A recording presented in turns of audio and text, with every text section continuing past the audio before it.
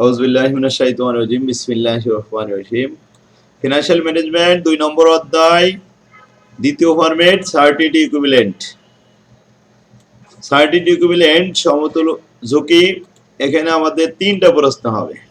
Calculate the certainty equivalent coefficient. এটা coefficient দেখাতে হবে, এর সংকেত হলো আলফা।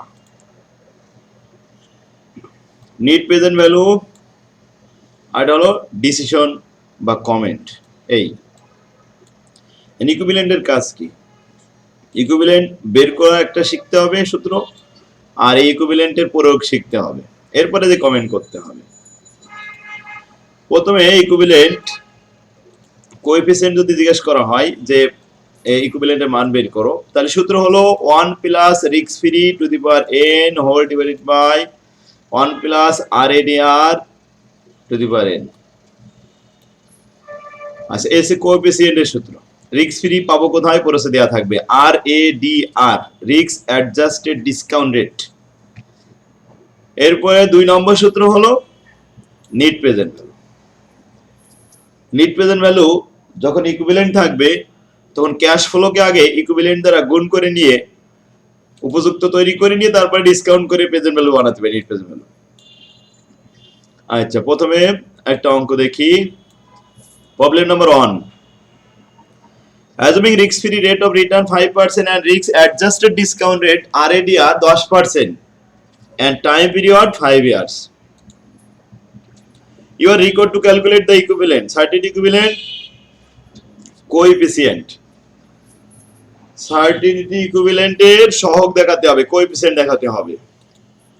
তাহলে কোএফিসিয়েন্টের সূত্র আমরা শিখেছি, উই নো দ্যাট আলফা সমান সমান 1 plus risk free to the power n divided by 1 plus RADR to the power n।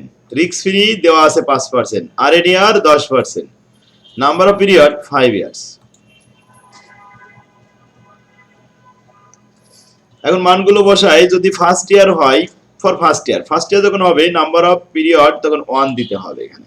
Risk free, RADR আর নাম্বার অফ ইয়ার 1।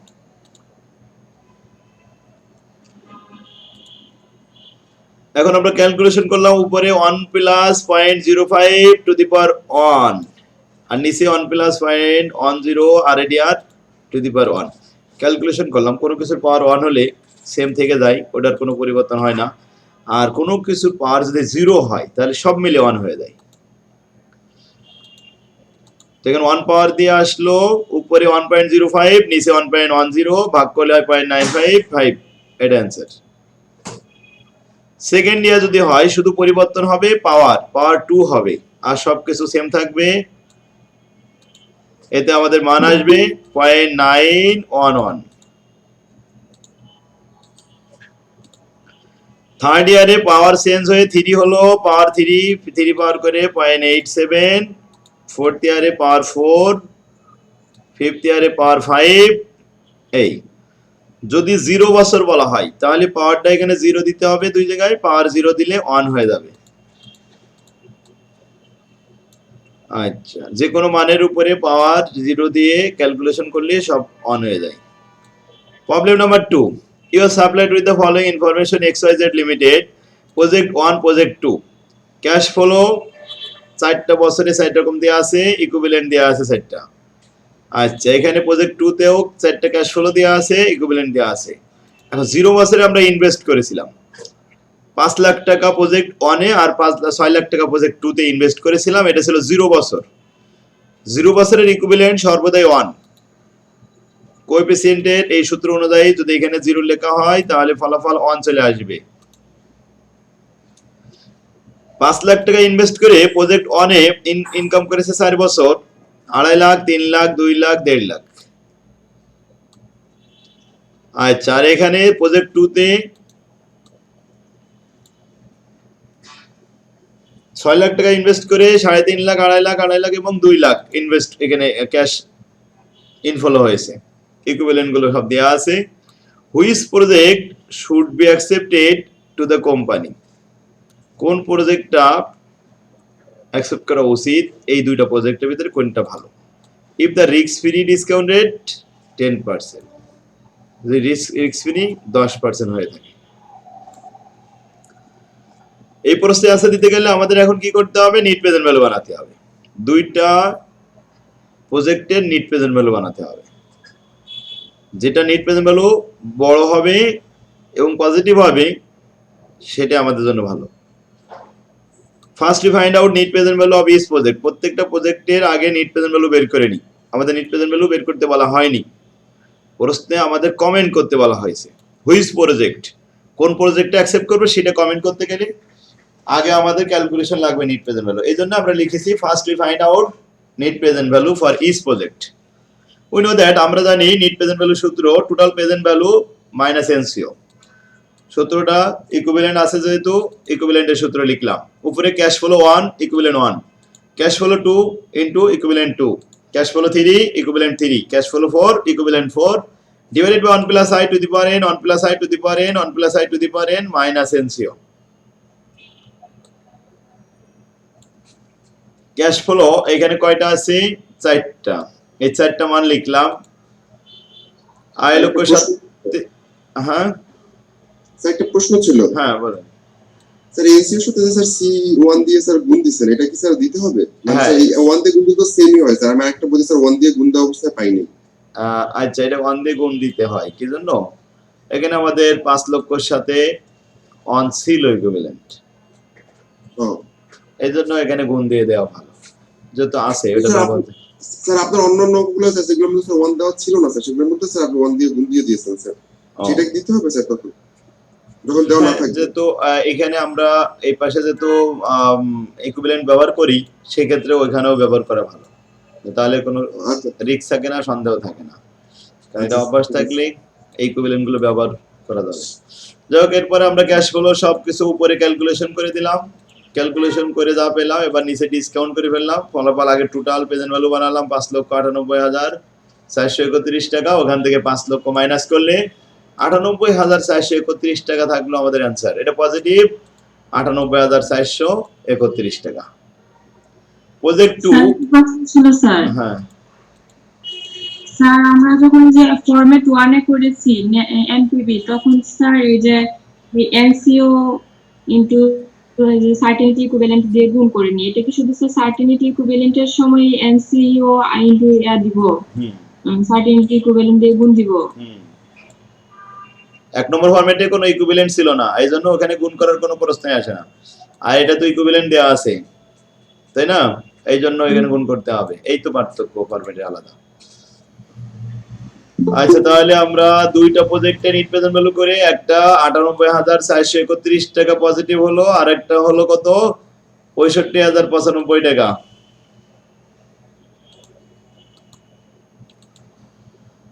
আচ্ছা, এখন যেটা 98,000 টাকা হয়েছে এটা আমাদের জন্য ভালো, এটা বড় পজিটিভ, সুতরাং এখানে লাভ বেশি হয়েছে, এই জন্য এটা আমরা অ্যাকসেপ্ট করব।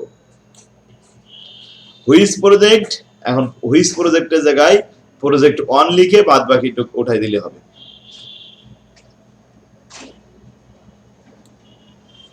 কিসের উপর বেসিস করে আমি এখানে একটু লিখে দিছি, as the net present value of project 1 is higher. Net present value নিয়ম অনুযায়ী আমরা দেখেছি প্রজেক্ট 1 এটা বড় then that of project 2, project 2 থেকে the company should select the project 1 for this company. 3 নম্বরে এরকমই দেওয়া আছে, ক্যাশ ফ্লো দেওয়া আছে, ক্যাশ আউটফ্লো 28,000 টাকা 0 বছরে, আর এখানে 5 বছর ইনফ্লো হয়েছে। ইকুইভ্যালেন্টটা দেওয়া হয়নি, তবে ইকুইভ্যালেন্টের একটা ইকুয়েশন দেওয়া হয়েছে, সমীকরণটা দেওয়া হচ্ছে এরকম যে ইকুয়েশন আলফা টাইম চেঞ্জ হবে, টি তে টাইম, মানে বছর যখনই চেঞ্জ হবে 1 থেকে 0.5 করে প্রতি বছরে কমতে থাকবে। Calculate the net present value, এবার তুমি নিট প্রেজেন্ট ভ্যালু করবে। আচ্ছা, তারপরে the project if the risk free 8%। এখন ইকুইভ্যালেন্ট যে নাই, এই ইকুইভ্যালেন্টটা তো আগে বের করতে হয়। তাহলে working number 1 calculation of certainty equivalent, সমীকরণটা দেওয়া হয়েছিল আলফা টি সমান সমান 1 মাইনাস 0.0 এখন প্রথমটা যখন 0 বছর আগে লিখতে হবে, 0 বছরে সবসময় 1 থাকবে ইকুইভ্যালেন্ট, এরপরে ফার্স্ট ইয়ার, তাহলে 1 এর থেকে 0.05 বাদ থাকলো 0.95, এই 0.95 থেকে আবার 0.5 বাদ, তাহলে 0.9 থেকে 0.5 বাদ 0.85, এভাবে 5 বছর কমতে থাকবে, আস্তে আস্তে ইকুইভ্যালেন্ট বেরিয়ে আসবে। কি সবাই ক্লিয়ার? এটা জি স্যার ক্লিয়ার। সমীকরণ দেওয়া আছে, এই জন্য আমাদেরকে এটা করে নিতে হবে। এরপরে দেন আমাদের নিট প্রেজেন্ট ভ্যালু করতে হবে। নিট প্রেজেন্ট ভ্যালু ওই যে cash flow 1 equivalent 1, cash flow 2 equivalent 2, এইভাবে কন্টিনিউ করলাম। নিট প্রেজেন্ট ভ্যালু আসলো 489 টাকা। এটা পজিটিভ হয়েছে।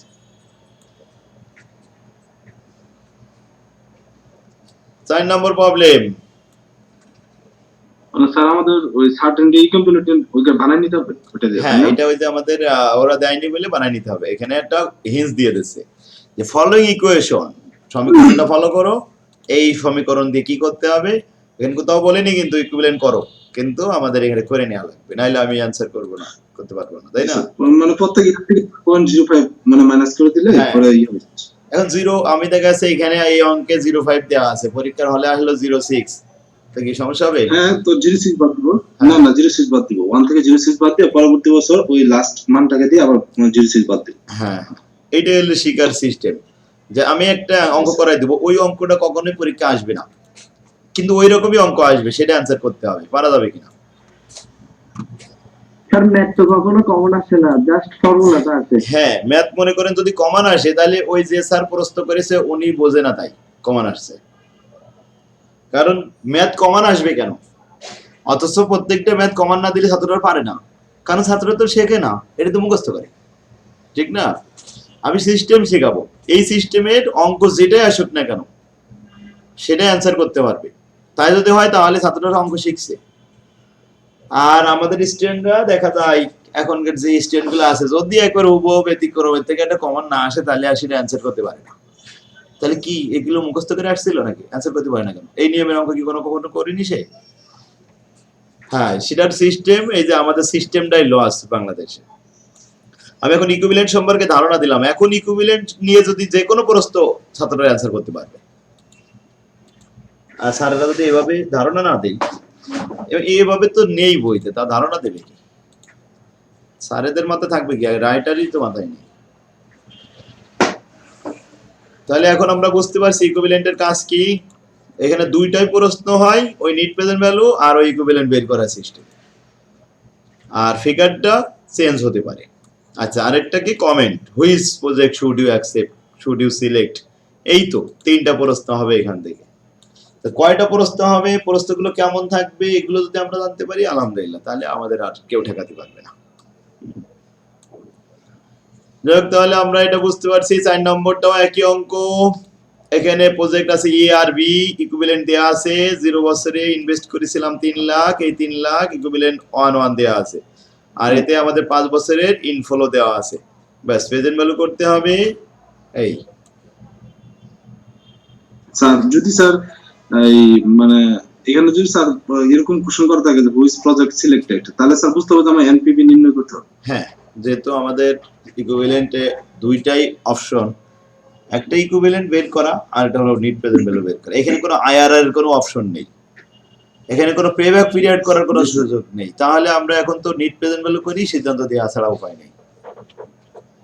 ঠিক জি আছে স্যার, এই স্যার আমাদের সবচেয়ে বেশি কোশ্চেনটা হলো যে which project should be selected, মানে এনপিভি এর চাই বেশি। জি, এটাই। এবার 5 নম্বর আসি BD food limited.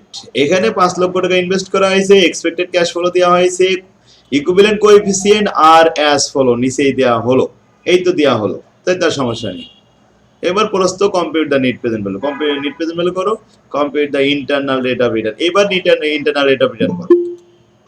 Internal rate of return IRR should the project be accepted. এবার কোনটা অ্যাকসেপ্ট করবো সেটা আবার দেখাতে হবে, আইআরআরও করতে বলছে কিন্তু। প্রথমে আমরা নেট প্রেজেন্ট ভ্যালু করে নিলাম, এটা কি পজিটিভ হয়েছে না নেগেটিভ হয়েছে? এখন আইআরআর করতে নেগেটিভ যেহেতু হয়েছে, তাহলে উপরের যে রেটটা ডিসকাউন্ট রেট ছিল 10, ওটা নিশ্চয় একটু বড় হয়ে গেছে, এটা ছোট করে নিতে হবে। ছোট নেওয়ার জন্য আমরা আবার একটা সূত্র অ্যাপ্লাই করলাম, সেখানে আমাদের ছোট রেট 5, এটা 5 পেয়েছি, 5 দ্বারা এবার নেট প্রেজেন্ট ভ্যালু করলাম। এই নেট প্রেজেন্ট ভ্যালু করতে গেলে কিন্তু ওই যে ইকুইভ্যালেন্ট থাকবে সাথে। আচ্ছা, এরপরে আমাদের পজিটিভ বেড়ে গেল, তাহলে এবিসিডি 4টা লেটারের মান বেড়ে গেল। Lower rate, higher rate, discount of net present value of positive, net present value of negative. Putting the values in the above formula, উপরের ফর্মুলা এবার মানগুলো বসিয়ে পাই, এর মান, বির মান, সির মান, ডির মান বসিয়ে ক্যালকুলেশন করে 5.33%, এই তো অ্যান্সার।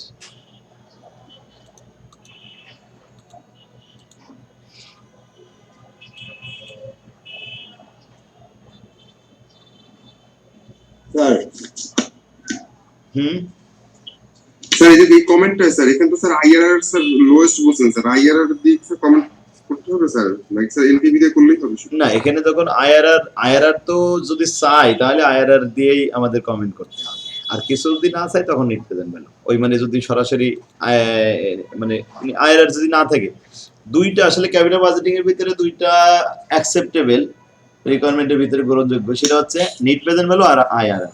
তো আইআরআর এর গুরুত্বটা বেশি, যেখানে আইআরআর উপস্থিত থাকে সেখানে নিট প্রেজেন্ট ভ্যালুর ভ্যালু থাকে না। তাহলে এখানে আইআরআর আছে না উপস্থিত? জি স্যার। তাহলে আমাদের এই আইআরআরই দেখতে হবে। এখন কস্ট কত এর? 10%, 10%। আইআরআর হচ্ছে 5%, 5.3। যাই হোক, তো 5% তো ছোট, 10% ব্যয়, আয় হলো 5, তাহলে অবস্থা তো বেশি ভালো না। এই ধরনের প্রজেক্টে ইনভেস্ট করা উচিত না।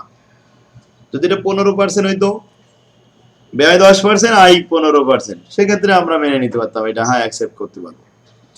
যেহেতু আইআরআর ছোট হয়ে গেছে 10-এর, সুতরাং we should not accept this project, এই ধরনের প্রজেক্ট অ্যাকসেপ্ট করা উচিত না, বিকজ কারণ their net present value is negative and IRR is lower. দুটোই কিন্তু লিখে দিয়েছি, নিট প্রেজেন্ট ভ্যালু তো নেগেটিভ হয়েছে, ওখানেই বোঝা গেছিল অবস্থা কি, ঠিক না? জি স্যার, ওখানে তো অবস্থা খারাপ ছিল। ওখানে অবস্থা খারাপ ছিল, আমরা বুঝে ফেলেছিলাম আজকে, সেটাও আমি লিখে দিলাম যে নিট প্রেজেন্ট ভ্যালু নেগেটিভ হয়েছে এবং আইআরআর ছোট হয়েছে, দেয়ান রিস্ক ফ্রি, ঝুঁকিমুক্ত আয়ের থেকে, মানে ঝুঁকিমুক্ত হারের থেকে ছোট হয়েছে। ঝুঁকিমুক্ত কি? টি বিল, ট্রেজারি বিল। ঝুঁকিমুক্তটা হলো ব্যাংকে যদি আমি টাকা ফেলে রাখি, তাও প্রতি বছরে আমি 10% করে পাচ্ছি, কোনো ঝুঁকি নেই, এখানে কোনো রিস্ক নেই, ফিক্সড ইনকাম। তা সেই ইনকামের থেকে আমি ঝুঁকি নিয়ে ব্যবসা করলাম, সেই ব্যবসায় আমার কম ইনকাম হলো, এইরকম ব্যবসা করার দরকার নেই, এইরকম প্রজেক্ট আমার দরকার নেই, আমার ওই ঝুঁকিমুক্ত ওখানেই থাক, ওখানেই বড়, তাই নাকি? ক্লিয়ার এখন? হ্যাঁ ঠিক আছে। তো ইকুইভ্যালেন্ট সবগুলোই এই কাহিনী। পারা যাবে এখন? ইনশাআল্লাহ স্যার করা যাবে। ইনশাআল্লাহ। স্যার প্রবলেম 6 এর 1 নাম্বার রিকোয়ার্ড টু স্যার একটু যদি দেখতেন। What is the net present value unadjusted for risk?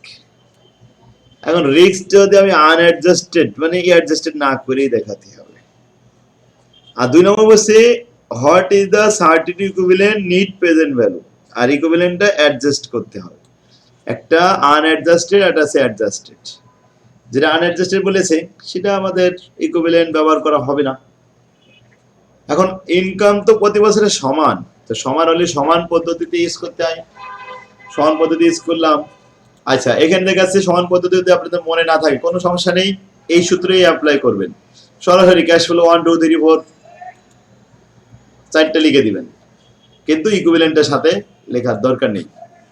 Equivalent যখন লেখা হবে না তখন আনঅ্যাডজাস্টেড অ্যান্সারটা এখানে এইভাবে চলে আসবে। এখন সূত্র 2 রকম হয়েছে বলে অনেকে মনে হয় বুঝতে অসুবিধা মনে করতেছে না, নাকি?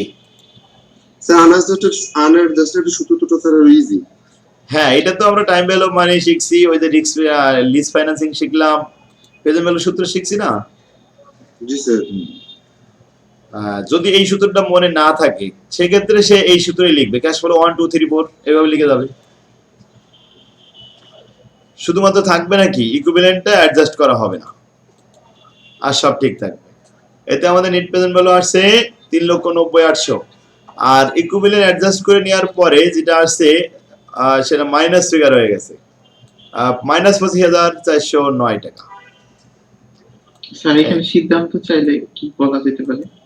এখানে আসলে সিদ্ধান্ত চাইবে না, কি জন্য সিদ্ধান্ত চাই? সিদ্ধান্ত প্রজেক্টে ইনভেস্ট করবে কিনা এরকম। এখন সিদ্ধান্ত চাওয়ার মতন প্রশ্ন আছে, এটাও বানানো যায় প্রশ্নটা।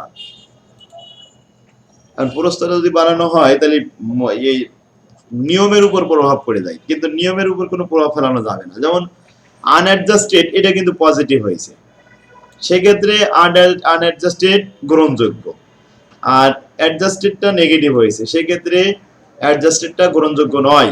এই কথা যদি বলা হয় তাহলে তো সব কয়টা অঙ্কেই ইকুইভ্যালেন্ট ছাড়াই আমাদের গ্রহণ করতে হবে, এরকম মতো চলে আসবে। আসলে এই জন্য এখানে কোনো কমেন্ট করতে বলা হবে না আমাদেরকে, কারণ ছাত্রদেরকে তাহলে একটা খারাপ ধারণা দেওয়া হবে সার্টিফিকেট ইকুইভ্যালেন্টের উপরে একটা খারাপ ধারণা দেওয়া হবে বলে এই ধরনের কমেন্ট, এই ধরনের প্রশ্নে আসবে না। কারণ কি দেখেন, প্রথমে আমরা আয় করতেছি 4 লাখ, এর একটা ঝুঁকি, দ্বিতীয় 4 লাখের ঝুঁকি কত, 0.8। তাহলে এখানে আমি ডিসকাউন্ট বাদ দিয়ে দিচ্ছি কত, 20%। এখানে বাদ যাচ্ছে কত, 40%। এটাও তো 40% যাচ্ছে, এইটা বাদ যাচ্ছে কত, 80%। 80% ডিসকাউন্ট আমি জায়গা থেকে করে নিয়ে আসতেছি, পরে আবার আমরা কি করতেছি, নেট প্রেজেন্ট ভ্যালু করার সময় 15% করে বাদ দিচ্ছি। তো এত বাদ দিলে আর থাকে কোথায়, তাই দিয়ে তো নেগেটিভ হয়ে গেছে। আর উপরে যেটা আনঅ্যাডজাস্টেড সেটা তো ইকুইভ্যালেন্ট বাদ দেয়নি, সুতরাং শুধুমাত্র আমি ডিসকাউন্ট বাদ দিছি এই 15% ধরে, সেজন্য এখানে পজিটিভ হয়েছে। ঠিক আছে না? ঠিক আছে। আচ্ছা, এরপরে এটাও কি, এই তো শেষ। তাহলে 2 নম্বর ফরম্যাট করে ফেললাম। কয়টা অঙ্ক করা হলো 2 নম্বর ফরম্যাটে? 7টা। 3 নম্বর ফরম্যাটটা দেখাই দিই, probability distribution. Probability distribution ABC company limited. আচ্ছা, এখানে কি কি থাকবে আগে বলি। প্রবাবিলিটি ডিস্ট্রিবিউশন আগের মতোই, আগে যেমন ইকুইভ্যালেন্ট ছিল, এবার প্রবাবিলিটি ডিস্ট্রিবিউশন কথাটাই লেখা থাকবে। এখানে আমাদের প্রশ্ন হবে 4টা। Calculate the expected net present value. Net present value এর আবার উপরে একটা বার দেওয়া, ওটা হলো এক্সপেক্টেড চিহ্ন, ইউ দেওয়া যায়, ই দিলেও হয়। ক্যালকুলেট দ্য স্ট্যান্ডার্ড ডিভিয়েশন, এখানে আবার স্ট্যান্ডার্ড ডিভিয়েশনের ব্যবহার আছে। Calculate the CV, coefficient of ভেরিয়েশনের ব্যবহার আছে। তারপরে ডিসিশন, এখানে সিদ্ধান্ত দিতে হবে। ABC Company Limited is considering the two mutually exclusive project X and Y. Project X cost of টাকা 3 লক্ষ and project Y cost of টাকা 3 লক্ষ. You have been supplied with the following net present value and probability distribution for each project. এখানে বলছে probability distribution দেওয়া হলো আর net present value supply দেওয়া হলো। তা net present value দেওয়ার পরে আবার আমাদের net present value বের করতে বলবে, সেটা কি, সেটা হবে এক্সপেক্টেড নেট প্রেজেন্ট ভ্যালু। যাই হোক, নেট প্রেজেন্ট ভ্যালু একটা ইনফরমেশন দেওয়া আছে, প্রবাবিলিটি দেওয়া আছে, এই project X project Y. Compare the expected net present value of project X and project Y. We know that, আমরা জানি expected net present value NPV bar সমান সমান summation NPV I into PI. NPV 4টা দেওয়া ছিল, 30,000 এর সাথে probability গুণ হবে 0.1, 60,000 তার সাথে 0.4, 1,20,000 তার সাথে 0.4, 1,50,000 তার সাথে 0.1। এগুলো গুণ করে টোটাল যোগ করতে হবে, এই জন্য আমরা এটা সাম লিখে দিয়েছি, সাম মানে যোগফল। তাহলে 30,000 গুণন 0.1 প্লাস 60,000 গুণন 0.4, 1,20,000 গুণন 0.4, 1,50,000 গুণন 0.1। ব্র্যাকেটের কাজগুলো আগে গুণ করে নিয়ে তারপরে যোগ করেছি 90,000 টাকা। অতএব এক্সপেক্টেড নেট প্রেজেন্ট ভ্যালু হয়েছে 90,000 টাকা, প্রবাবিলিটি ডিস্ট্রিবিউশন অ্যাডজাস্ট করে। প্রজেক্ট ওয়াই তেও সেম ভাবে কাজ করব, এখানে গুণ করে ক্যালকুলেশন করে এখানে 90,000 টাকা। ক্যালকুলেশন হয় standard deviation, standard deviation root ওভারের ভিতরে summation NPV minus NPV bar whole square into PI. আচ্ছা, এখন আমরা এখানে এনপিভি পাবো কয়টা, এই 4টা, আর এনপিভি বার অনলি একটা। তার মানে ওই 4টা যেমন 30,000 মাইনাস 90,000 হোল স্কয়ার ইনটু 0.1, এই এরপরে বসে 60,000 মাইনাস 90,000 হোল স্কয়ার ইনটু 0.4, এরপর 1,20,000 minus 90,000 whole square into 0.4, 1,50,000 minus 90,000 whole square into 0.1। এখন ব্র্যাকেটের ভিতরে মাইনাসের কাজ করে হোল স্কয়ার করে তারপর 0.1 দিয়ে গুণ করতে হবে, এভাবে ক্যালকুলেশন করে যোগ করে রুট ওভার করতে হবে, রুট ওভারের এখানে ফলাফল আসবে 37,947 অ্যান্সার এল স্ট্যান্ডার্ড ডিভিশন। এগুলো পরিসংখ্যানে আমরা শিখছি। আচ্ছা, এরপরে standard division root over summation NPV I minus NPV bar whole square into PI, দ্বিতীয় প্রজেক্টের যে মানগুলো এটা বসিয়ে দেওয়া হলো। আচ্ছা, তারপরে 3 নম্বর প্রশ্ন কোএফিসিয়েন্ট অফ ভেরিয়েশন সিবি বানাতে হবে। সিবিতে 100 দিয়ে গুণ করলেও হয়, না করলেও চলে। তো সূত্রটা হলো standard division divide by NPV bar. Standard division of X প্রজেক্টে 37,947 টাকা, আর বার হচ্ছে আমাদের এই 90,000 টাকা এই। আর ওয়াইতে স্ট্যান্ডার্ড ডিভিশন 44,497 আর বার আছে এনপি বার 90,000। ভাগ করে একসাথে গুণ করলেও চলবে, না করলে দশমিক থাকবে, কোনো সমস্যা নেই। এখানে সিবি যার ছোট সেটা অ্যাকসেপ্টেবল। এখন সিবি ছোট আছে কোনটা? স্যার প্রজেক্ট এক্স এটা। প্রজেক্ট এক্স এ সিবি ছোট আছে মানে ঝুঁকি কম আছে, সুতরাং ঝুঁকি কম থাকলে সেটা আমাদের জন্য ভালো। High risk high gain, no risk no gain, low risk low gain. এখন এই লো গেইন আমাদের দরকার, কিন্তু বেশি ঝুঁকি নিয়ে বিপদে পড়তে চাই না, পুরো চাটি বাটি সব একসাথে শেষ হয়ে যাবে। এজন্য বেশি রিস্ক নেওয়া যাবে না, অল্প ঝুঁকি নিতে হবে, অল্প মুনাফা হোক। অল্প মুনাফায় অধিক বিক্রয় হবে, অধিক বিক্রয়ে আমাদের টোটালি মুনাফা বেশি হবে। Project Y is more risky because their CB is higher than project X. প্রশ্নটা করেছিল which project risky is higher, which project do you consider more risky, মানে বেশি বেশি ঝুঁকি কোনটা, এন্ড হয় এবং কেন ঝুঁকি। যদি বলতো which project should you accept, তাহলে আমরা এক্স অ্যাকসেপ্ট করতাম, এই ধরনের কথা লিখতাম। কোনটা ঝুঁকি বেশি তাই জিজ্ঞেস করা হচ্ছে, তাহলে যেটা ঝুঁকি বেশি সেটা আমরা লিখে দেবো, এটা ঝুঁকি বেশি। পারা যাবে ইনশাআল্লাহ স্যার পারবেন। ইনশাআল্লাহ। স্যার এই সপ্তাহ থেকে কি একটা অঙ্ক মাস্টই আসবে? হ্যাঁ ইনশাআল্লাহ, এই চ্যাপ্টার থেকে অঙ্ক থাকবে।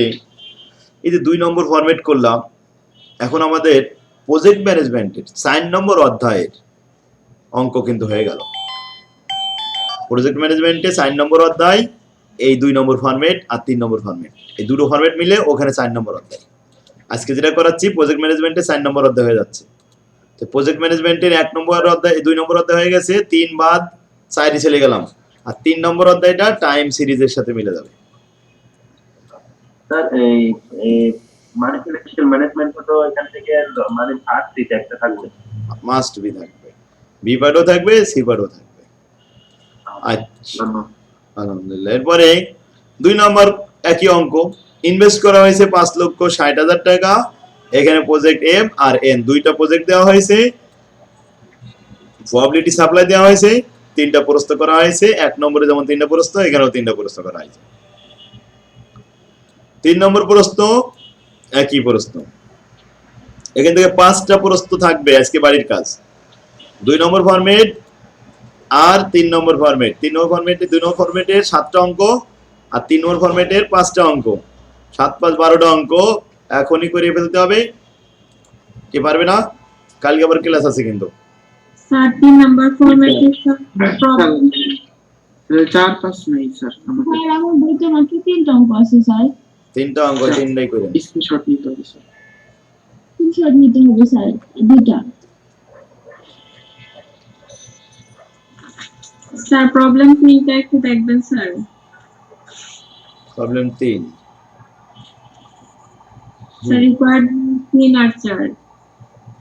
Calculate the net present value discount rate 11%। Calculate the standard deviation net present value and probability. এখানে কিন্তু প্রজেক্ট 1 আর 2 না, প্রজেক্ট না, এটা আছে ইয়ার 1 আর ইয়ার 2। তো প্রথম বছর আর দ্বিতীয় বছর এটা দেখতে হবে। প্রথম বছরে 10,000, দ্বিতীয় বছরে 8,000। এখন 3 নম্বরে 2 নম্বরে এখন আমাদের ইয়ে আছে স্ট্যান্ডার্ড ডিভিয়েশন আছে। 2 নম্বরে স্ট্যান্ডার্ড ডিভিয়েশন ফার্স্ট ইয়ার আর সেকেন্ড ইয়ার। আচ্ছা, এখানে সেই calculation of net present value first year এই জন্য পাওয়ার 1 দেওয়া হয়েছে। সেকেন্ড ইয়ার পাওয়ার 2 দেওয়া হয়েছে। ফার্স্ট ইয়ারে নেট প্রেজেন্ট ভ্যালু হয়েছিল কত হাজার? 10,000। সেকেন্ড ইয়ারে 8,000। তাহলে 10,000 আর 8,000 এটার প্রেজেন্ট ভ্যালু করতে হবে। তো 18,000 টাকা হয়েছে, তার আর প্রেজেন্ট ভ্যালু করে টোটাল প্রেজেন্ট ভ্যালু 15,000, তার থেকে 20,000 বাদ দিলে নেগেটিভ হলো 4,498 টাকা নেগেটিভ। এটা ফার্স্ট ইয়ার সেকেন্ড ইয়ার বলে এভাবে যোগ করতে হবে। 4 নম্বরে বসে ক্যালকুলেশন অফ স্ট্যান্ডার্ড ডিভিয়েশন। তাহলে স্ট্যান্ডার্ড ডিভিয়েশন প্রথম পিরিয়ডে ফার্স্ট ইয়ারে হয়েছে 2280, সেকেন্ড পিরিয়ডে হয়েছে 2280। এই দুইটারে ডিসকাউন্ট করে দেখাতে হবে। ক্যালকুলেশন অফ স্ট্যান্ডার্ড ডিভিয়েশন উপরে ছিল তার প্রেজেন্ট ভ্যালু। স্ট্যান্ডার্ড ডিভিয়েশনের প্রেজেন্ট ভ্যালু করলাম, ক্যালকুলেশন করে যে মান আসলো, এবার এটাকে রুট করব। রুট করলে বাস অ্যান্সার হয়ে যাবে। এই ফার্স্ট ইয়ার সেকেন্ড ইয়ার থাকলে এভাবে করতে হয়। স্যার যখন ইয়ার দেওয়া থাকবে তখন হচ্ছে টোটাল প্রেজেন্ট ভ্যালুটা স্যার এক্সপেক্টেড ভ্যালু এটা দিয়ে সূত্র দিয়ে বের করতে হবে। হ্যাঁ হ্যাঁ, তাহলে 3 পর্যন্তই থাক, এরপরে আবার এখান থেকে পরে দেখা হবে নাকি? হ্যাঁ স্যার। আচ্ছা থাক, এই পর্যন্ত থাক। হ্যাঁ স্যার, এটা ভালো হবে স্যার। পরে আবার এখান থেকে 5 থেকে কালকে শুরু করবানে, শুরু করলে এটা শেষ হয়ে গেলে কয়টা অঙ্ক আছে এখানে? মানে বেশি অঙ্ক আছে। ডিসিশন টিরি আগামী দিন শেষ হয়ে যাবে ইনশাল্লাহ। ওয়া তৌফিকুল্লাহ বিল্লাহ। আসসালামু আলাইকুম।